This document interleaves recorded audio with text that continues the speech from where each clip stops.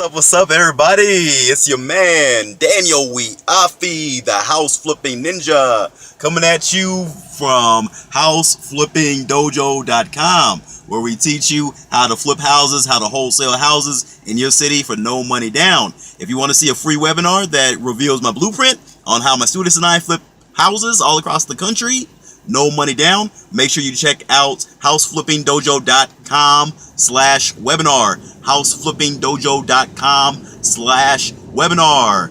So look, today what we are going to cover is some pretty good stuff.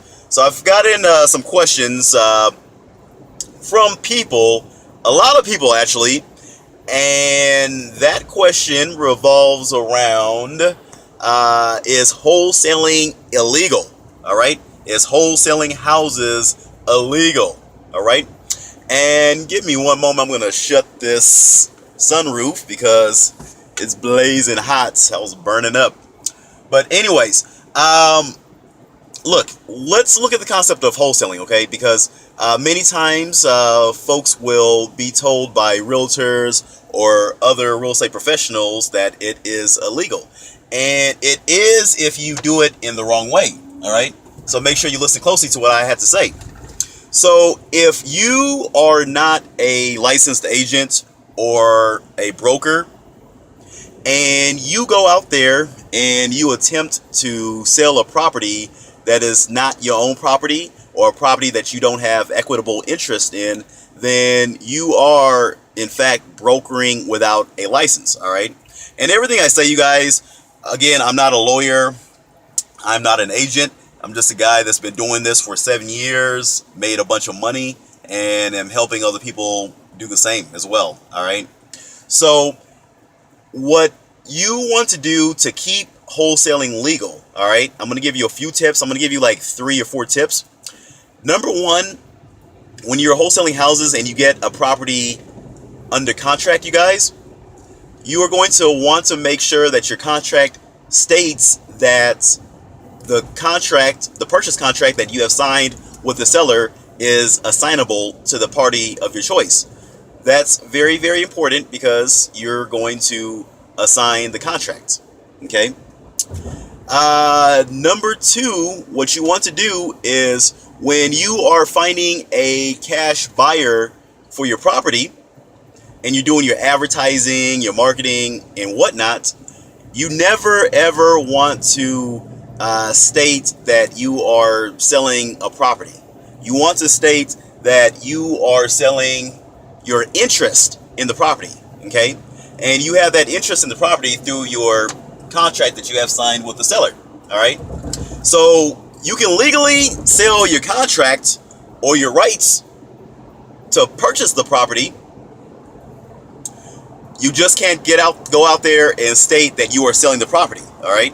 The only person that can sell a property, again, is a realtor, broker, a licensed real estate professional, or if you actually own the house, okay? Those are the only parties that can sell a property in the U.S., okay? Thirdly, I believe we're on point 3 so far. But thirdly, what you want to do is, in some states, they're very stringent on this. States like Ohio and one other state, I believe. You want to always have access to transactional funds.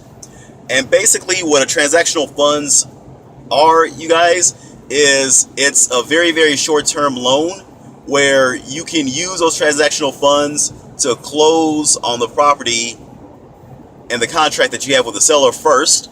And then once you've closed on that deal, then you can go ahead and complete the transaction with your end buyer, okay? Some people call it double close, some people call it simultaneous close, but whatever the case is, you guys, as long as you close on a property using your own funds or transactional funds first, and then you flip it out to the cash buyer, in all 50 states, you're going to be good to go, okay? So even in Ohio, you're going to be good to go. And in some states, you may need to show that you do have access to transactional funds, okay? Now, the good thing is transactional funds, you can get that from pretty much anywhere. Just do a Google search for transactional lender or transactional funds in whatever state or city you live in, and you'll be able to find sources. And typically, typically you're going to be paying about $1,000 to $1,500, somewhere in that range, maybe a little bit higher, maybe a slightly bit less, to use transactional funds, okay? But in some states, you got to use it. You know, states like Ohio, you got to use transactional funds or your own funds to close out the first portion of the real estate transaction before you close out the second portion of the transaction, okay? Now, make sure that you guys get in touch with a transactional funder. You get in touch with a transactional funder and you have them in your pocket. If the real estate commission ever comes knocking on your door, you can show them, hey, I do have access to funds. Okay. So anyways, hope this helps. Above all, you guys, get out there, make money, take action. There's no reason why you should not get out there and make a bunch of money. Okay. I have a guy down in Texas. He watched my videos. He made $50,000. Okay, closed 2 deals. The first one for $40,000, the second one for $10,000 in 1 month. All right, just watching my videos. All right, what he did, you guys, was he watched the videos and he took action. If you don't take action, you guys, you're not going to make any money. You're going to keep on working at that job and not have the freedom that you desire, and you're not going to have the freedom that you're worthy of. All right, the ball is in your court, you guys. Make sure you take action on this. All right. So again, get out there, do your marketing, talk to people. Do not be afraid to talk to people, because at the end of the day, that's going to be your freedom right there. All right. If you want to see my blueprint on how we flip houses, again, you guys go to houseflippingdojo.com/webinar. houseflippingdojo.com/webinar. If you want to apply to join my academy, my wholesaling academy, go to houseflippingdojo.com/apply. houseflippingdojo.com/apply. So peace and God bless. And until the next video, you guys keep crushing it in your city.